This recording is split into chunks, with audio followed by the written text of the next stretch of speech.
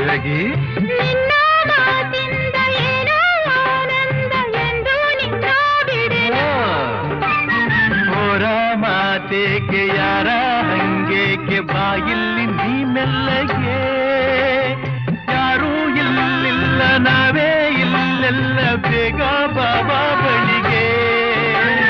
ಸೋತೆ ನಾನೀಗ ಏನೋ ಆವೇಗ ಇನ್ನು ನಾ ತಾಳೆನು ನಗು ನಗುತ್ತಾ ನೀ ಬರುವೆ ನಗುವಿನಲ್ಲೇ ಮನಸೆಳೆವೆ ಕುಣಿಸ